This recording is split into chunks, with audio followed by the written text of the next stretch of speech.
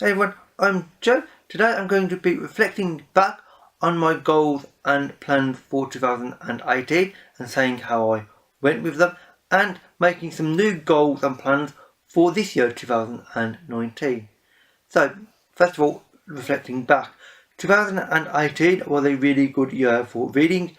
I read a large amount of extremely good and enjoyable books. I read 137 books in total, which is a lot less than I read in the previous year, 2017, although that, to be honest, is to be expected because I did several other really enjoyable things in the year which affected my reading, so I do not mind at all. Obviously, if I can read more than that in 2019, then I would greatly prefer it because, yes, it's quality over quantity, but if I can read a larger amount of quality, then, why not? Frankly, it makes sense. So, I'm happy with the amount I read, and indeed, that number, 137, means that I did achieve the fairly arbitrary goal that I set myself to read 104 books according to Goodreads. I only said this more than anything else just to get rid of the annoying dialogue box that comes up on the Goodreads website, but still, I achieved it, so, it is something nice that I'm happy about. One of the reasons why I read slightly less in 2018 is one that I'm very happy to talk about because I actually managed to do some booktube travel in the form of going all the way to San Jose, California in America for the Worldcon in August. This was the most enjoyable holiday I've ever had in my life, bar none, and that's by a very large margin in fact. And the reason that this holiday was so brilliant was because of the booktubers that I spent the whole week with. They made that week for me.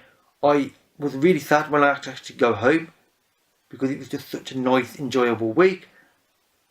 And I just love that week in San Jose so much. I can't begin to talk about it again, which I already have done in another video, which I'll link in the description box below.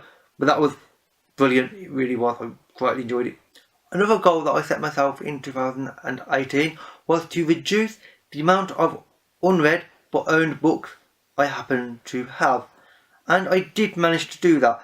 Not by a large margin in fact, but still I've reduced it a bit. I purchased about 40 books less than I read in 2018. Therefore I must have reduced that number. I haven't actually done a proper count yet because frankly it's really annoying to count my unread books because I don't keep them on a particular shelf. They are mixed in with the read books, but it must be lower because I've read more than I bought. So a 40 book reduction is pretty good and I'm very happy about that. And the other goal is also relating to sort of amounts of books but in a different way, and that is the female to author gender ratio of the authors that I've read in the year. In 2017 I managed a almost dead even 50-50 split between male and female. I didn't quite manage that sadly in 2018, so I've technically failed my goal, although I don't mind because it was still pretty close for my liking, because I managed 60% male and 40% female, which I'm actually still happy with and I'm still impressed that I managed that, because considering the amount of books on my shelves that I own behind me are far more male, although that's reducing slightly less, that's becoming a bit more even over time as well. So the fact that I read more male authors kind of makes sense to me.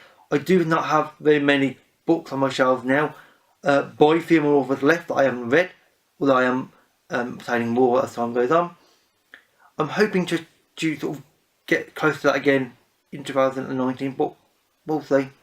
And with that said, that's it for looking back on 2018. Now, looking forward to some of the plans and ideas I have for 2019. And the first one is the fact that I am not setting myself a number of books to be read for the year. So there won't be a Goodreads challenge goal.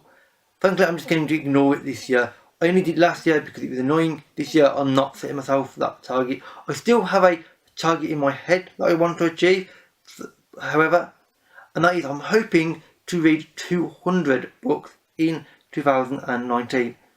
I'm not overly bothered, frankly, if I don't manage it, because again, quality over quantity, but 200 just seems a nice number, and I think I can achieve it, frankly, because I'm a little bit more focused now than I was last year, due to various other real life events that were unfortunate, which I'm not talking about now, but I should be able to manage it easier this year. The other numbers related goal for 2019 is my desire to spend less money on books in 2019 than I did last year. Now last year I spent a mere £560 on books, which is just under $750 I believe. That figure is a lot less, by over 40% less than the previous year in 2017, which is frankly a massive achievement by itself. This year I want to reduce it again. However, I don't think I'm going to reduce it by the same amount, because reducing it by 40% again would be frankly extremely ambitious, and I don't really think it's going to happen. In fact, I don't mind spending a certain amount of money on books, but I do have a few other plans which I'll talk about in a minute, and that will, again, same as the San Jose Walk-On last year, that will affect where money is being spent. I will be spending it in other areas, so it won't be spent quite as much on books. Although, if I can buy just as many books and spend less money, obviously I would greatly like to do that. Same as anybody, of course. Next is the third and final numbers related goal, and that is to quite simply try to maintain that male to female author ratio within gender that I've read. And this shouldn't be massively difficult, frankly. It might be a bit tricky at times, because as I've just said previously, I do own more books by male author than female, but that is changing over time as well. So, although I'm buying less books this year, I hope, so it should be achievable. It'd be a bit trickier than it used to be, but if I can try and get 60-40, then I'll be happy. I mean, if I can get 50-50, fantastic, but that would be very difficult, I think. Probably too difficult to achieve. So, 60-40 is perfectly acceptable by me. Now on to a few things that I'm going to be reading in the year, the sort of bigger projects. And the first one is I want to read a lot more Shakespeare in 2019.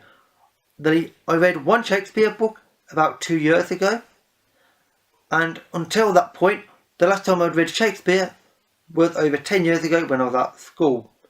And I never enjoyed Shakespeare at school, because the way we learnt it was sort of like droning on about it, and it was really dull, frankly, because I didn't have the English teacher did not make it fun. He was just talking about it in a really dull manner. So I've always had a thing about Shakespeare and not enjoying it. However, now that I'm reading it for myself, I do want to read it more, primarily because Shakespeare comes into so many other books over the years. The amount of times I've read a book and it makes some reference, and I'm almost certain it's Shakespeare related in some way. And then I'll talk about it on Twitter or something, and somebody will be like, well, yes, it's related to this one of his plays. I'm like, oh, okay, that's interesting. I didn't know it, but it's interesting. I want to be able to say for myself, oh yes, that is related to this book, rather than thinking, is it? Maybe? I don't know. I'd like to know these things a bit more, frankly, myself. And Shakespeare is an important author to read, so that should be an interesting one. The other reading goal for this year is I'm going to be reading through the entire Wheel of Time series by Robert Jordan, and I'm not going to be doing this alone. This is going to be a monthly buddy read with Andrea, whose channel is Infinite Text, which I'll link in the description box below. I read halfway through this 14-book series 2 years ago. For some reason I just stopped reading it. I don't know why, I honestly don't. And now I want to make a determined effort to actually start from the beginning again, because obviously it's been 2 years, I will have forgotten things, and read through the whole series. And talking about it with Andrea will greatly improve my enjoyment of it, I expect, and encourage me to actually keep reading it as well. I think last time, it was maybe because I was a little bit fed up at that exact moment of reading very large books, and frankly the Wheel of Time books are physically very large. So this time I'm going to read them a bit slower, and it'll be more enjoyable overall. And the last two things are to do with travel. The first of which is the fact that I am going to the Dublin Worldcon in August. Again, I will be meeting up most of the same booktubers that I met up last year in San Jose. with quite a few of the other European booktubers, because of course I met more American booktubers last year. This year it will be both American and European, and I am really looking forward to this because, well, it's a walk-on. I have been to Dublin a long time ago, almost 20 years ago in fact, so this will be very interesting to see how Dublin's changed in that time. I have very basic and sort of fairly bad memories of Dublin. I can only vaguely remember a few things about Dublin, frankly, at this point. So it'd be interesting to see how Dublin's developed as a city as well, because I can vaguely remember it but not really. And some of the memories that I have are almost certainly wrong because I was very young at the time when I went over there. So it should be very interesting to see. And the other booktube travel related thing is something that I'm actually not going to talk about now. Mainly because I don't know for certain whether I'm going to do it, although I'm almost certain it's going to happen. And then I'm going to be doing another booktube holiday related to another booktube or two before August this year, probably around May, June, I guess. Obviously I'm not going to talk about this because of course real life things could get in the way and stop it from happening, of course, but I'm pretty sure that I'm going to do this thing that I've got in mind. But I don't want to talk about it because if I talk about it and then I end up going, I'll feel bad. So with that said, that is it for all my reflections on last year and all my plans for this year. If you have any interesting goals, or indeed if you managed a particularly tricky challenge for last year, then please let me know. We can always talk about it in the comments below. All the links to the things that I mentioned in the video will be found in the information box below. And with that said, that is it for this video. So thank you for watching, and I'll see you another day. Bye for now.